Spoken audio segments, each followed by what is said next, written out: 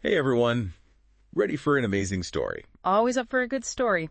What do we have today? Today we're going deep on Helen Keller. Oh, wow. Interesting. But there's a twist. We're zeroing in on what she called the most important day of her life. The most important day. Okay, that's got me intrigued. I'm in. Awesome. Now most people know the basics about Helen Keller. But this day, this one day, it really changes how we see her whole journey. I see. And probably tells us something about just, I don't know, like human connection in general. You got it. It's easy to forget, right, that Helen Keller wasn't born deaf and blind. It was an illness. Oh, right. Yeah, only 18 months old. Sure. Just a baby. And suddenly, she's in this world, well, most of us can't even fathom it. It's hard to wrap your head around, that's for sure. Totally. Which is why I'm so excited about the sources we have. Oh, yeah. What have we got? Okay, so excerpts from Keller's own essay, The Most Important Day. From her own words. Love it. Right. And we've got a biographical video, too, to, bring things to life visually. And to top it off, Yeah. a summary of the essay gives us that historical context we always need. Perfect. Sets the stage. Exactly.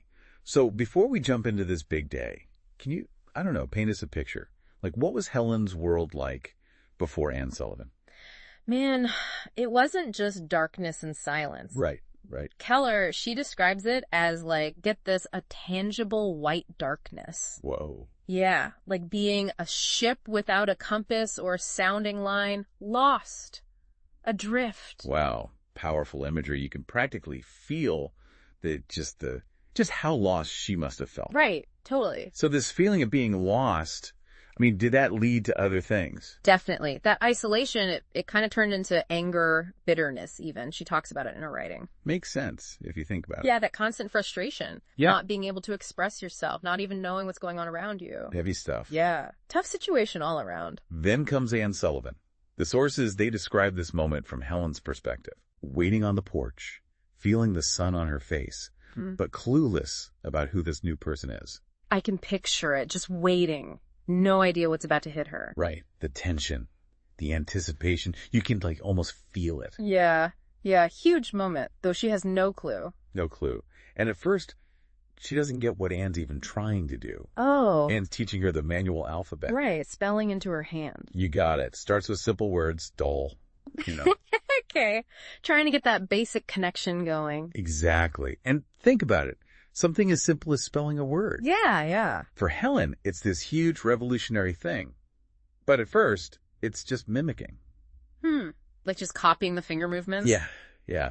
Not really getting the connection between the fingers and the actual object. So she's learning the how-to, but the meaning, that's not there yet. And that's what makes the Well House breakthrough so incredible. Okay, so this is the most important day. It is, and the sources, man, they make this scene come alive. Yeah. You've got the cool water on Helen's hand and spelling W-A-T-E-R again and again and again. Wow. Just patiently spelling it out. Right. And you can, feel the tension as Anne keeps spelling, and Helen, she's still struggling to make that connection. Yeah, what a moment. And then boom, it clicks. The word and the feeling of the water, it all comes together. Suddenly it's not just fingers, it's meaning. It's language. Yeah. It's a way to understand the whole world. Wow. Like a whole new world opening up right there at the well. What a feeling that must have been. And the sources, they back this up. Yeah. Helen writes about how everything suddenly had a name, how objects get this quivered with life. Amazing. Like a new kind of sight, but through language. Exactly. Now the video, I remember it had this thing about a broken doll. Oh, yeah.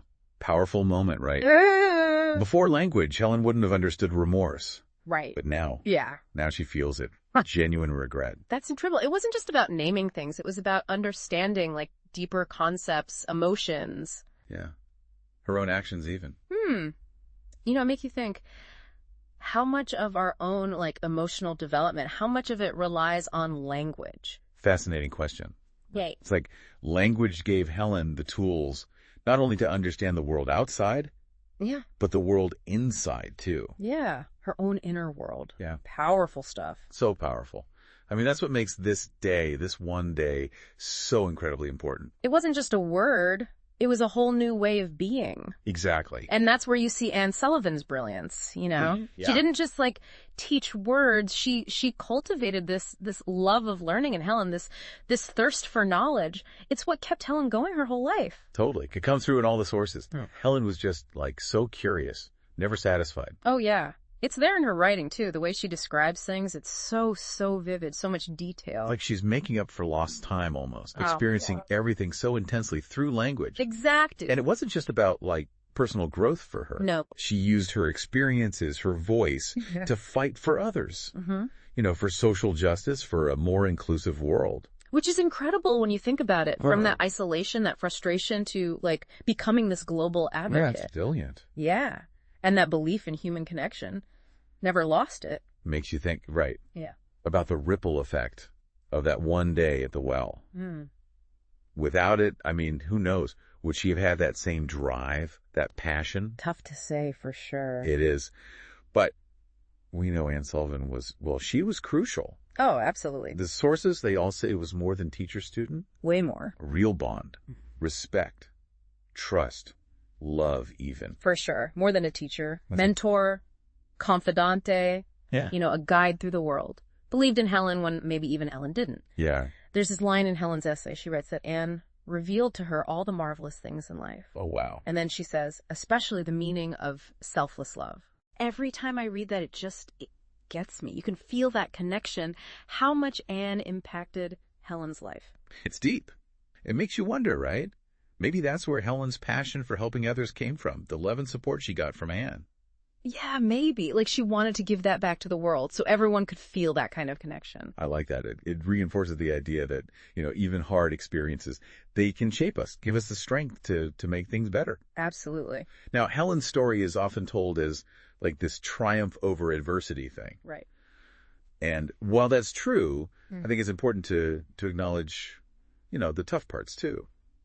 The struggles, the frustrations. Yeah, I agree. It's not about pretending it was easy. It's about seeing her strength, her determination in the face of all that. And let's not forget, right? Yeah. She did all this, graduated Radcliffe, wrote books, became this international speaker, all while dealing with a world that wasn't built for someone like her. Yeah. Someone with disabilities. It's amazing, really. Shows how resilient she was. But it also reminds us, you know, that we still have work to do for people with disabilities. To make things truly inclusive. For sure. Helen's story challenges us to look at our own biases, our assumptions, to build a world where everyone can thrive, no matter their abilities. Exactly. To see the worth in every person and make sure everyone has the support to reach their full potential. It really makes you think about how we use language every day. Yeah. Like, are we really listening to each other? Are we building bridges with our words or just, you know, creating more distance? That's deep. It is. It all goes back to that most important day, right? Yeah. The day language changed everything for Helen. Imagine it like suddenly the world is full of meaning. Wow. Everything has a name. Yeah. You can express yourself, understand other people. And she could finally connect with the world. Exactly. It's no wonder she felt like she was like born into a new world. It makes you think about our own aha moments, you know, when something just clicks. Yeah. Those times when you see things in a whole new way. It might not be as dramatic as Helen's story. Right. But they can still change us. Change us, for sure. Big time. So wrapping up this deep dive into Helen Keller's most important day, I don't know about you, but I'm just in awe. Oh, yeah. Her resilience, her accomplishments, just amazing. Yeah. And that belief she had in human connection, it's inspiring. It is. It makes me want to, I don't know, look for those aha moments in my own life, you know, be more open to new ideas and use my voice to make a difference, even if it's a small one. I think that's a great takeaway from Helen's story. Yeah. She went through so much. She did. But the human spirit, man, it can overcome anything. It's true. And her story shows us the power of connection, mentorship, and how language itself can unlock so much potential in us. And create a better world for everyone. A more inclusive world, a more compassionate world. Couldn't have said it better myself. Well, thanks for joining us on this journey, everyone. Yeah. Thanks for listening. I know Helen's story. It definitely stays with me. Me too.